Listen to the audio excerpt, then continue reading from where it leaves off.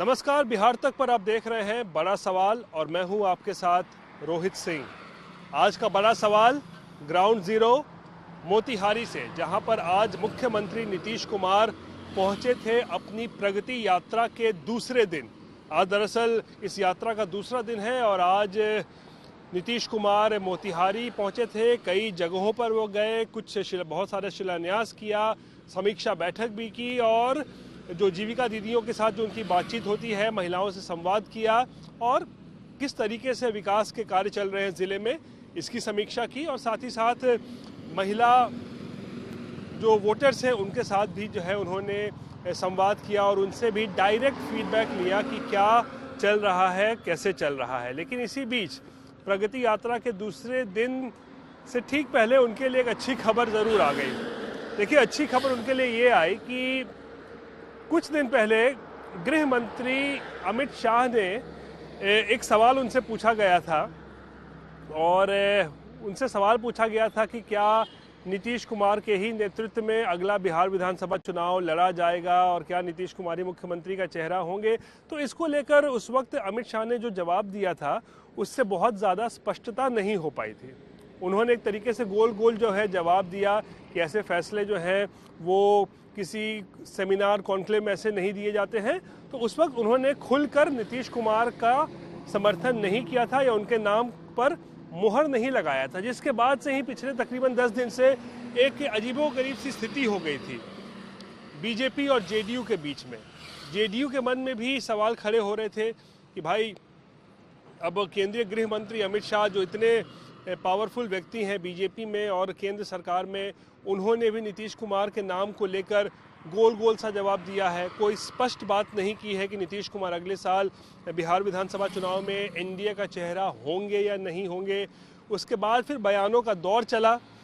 कुछ बीजेपी के नेताओं ने पटना में बयान दिया कि हाँ, नीतीश कुमार चेहरा होंगे। कुछ ने कहा कि नहीं, अभी फैसला नहीं लिया गया है, पूरा जो फैसला है बीजेपी की तरफ से वो आला कमान लेगा। तो बड़ी एक उहापोह की स्थिति हो गई थी। उसके बाद नीतीश कुमार की तरफ से कुछ पोस्टर्स भी जारी किए गए पिछले 2-3 दिनों में। देखा होगा किस तरीके से नीतीश कुमार को मुख्यमंत्री का चेहरा प्रोजेक्ट करते हुए जेडीयू की तरफ से बहुत सारे पोस्टर्स भी जो हैं वो सोशल मीडिया पर जारी किए गए, जिसके बाद ये स्पष्ट हो गया कि जेडीयू दबाव की राजनीति बनाना उन्होंने शुरू कर दिया था। दबाव की राजनीति बीजेपी पर करना शुरू कर दिया था और बीजेपी भी ऐसा लगता है कि उस दबाव के सामने आखिरकार घुटने टेक दिए हैं और अब फुल एंड फाइनल हो चुका है कि नीतीश कुमार के ही नेतृत्व में बिहार में अगला विधानसभा चुनाव लड़ा जाएगा। और ये फैसला बिहार बीजेपी की कोर ग्रुप की बैठक में जो है वो ले लिया गया है।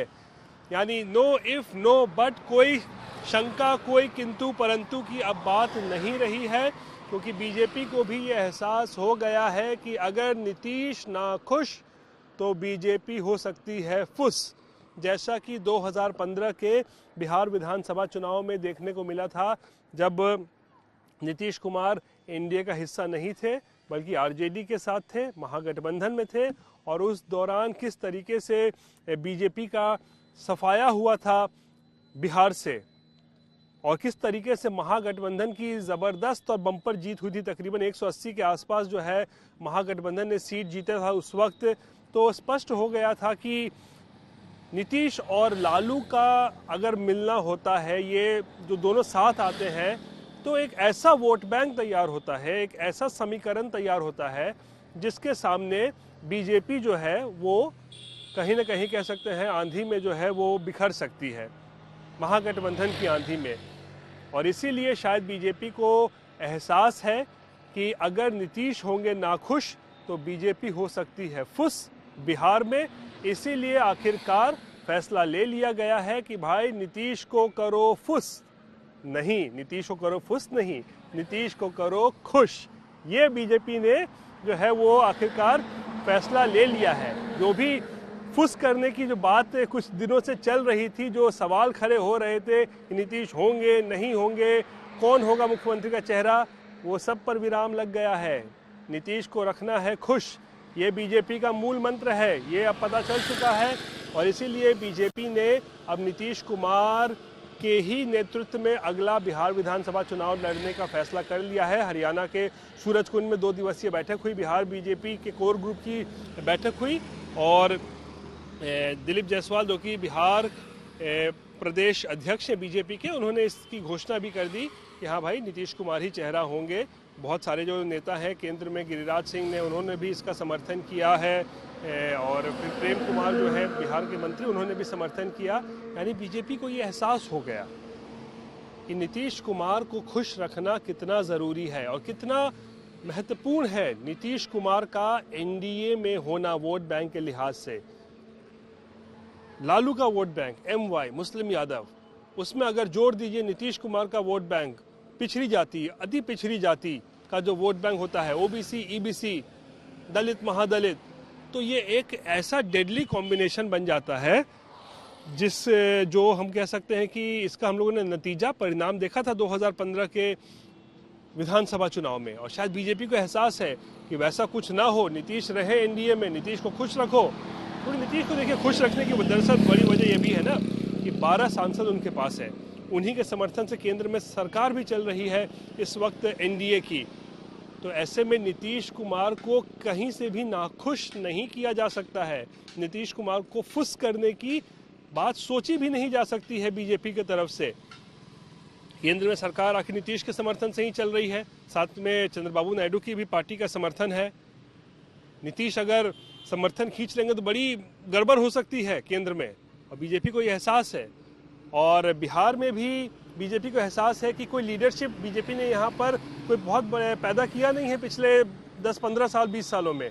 कोई ऐसा कद्दावर नेता बिहार बीजेपी में अभी नहीं उभरा है जो नीतीश कुमार का रिप्लेसमेंट जिसे कहा जा सके।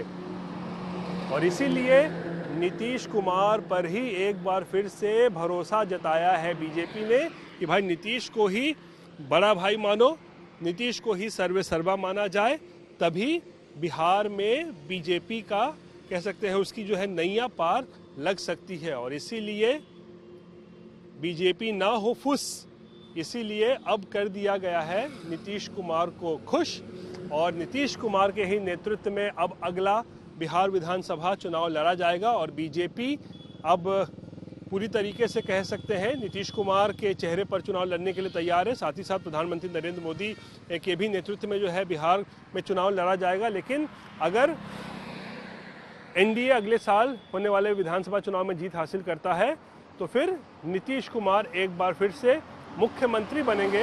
ये बीजेपी की तरफ से कम जो है वो स्पष्ट कर दिया गया है। बहरहाल ये थी बिहार से जुड़ी हुई आज की बड़ी खबर। बाकी की तमाम खबरों के लिए आप देखते रहिए बिहार तक, और मुझे आज के लिए दीजिए इजाज़त। नमस्कार।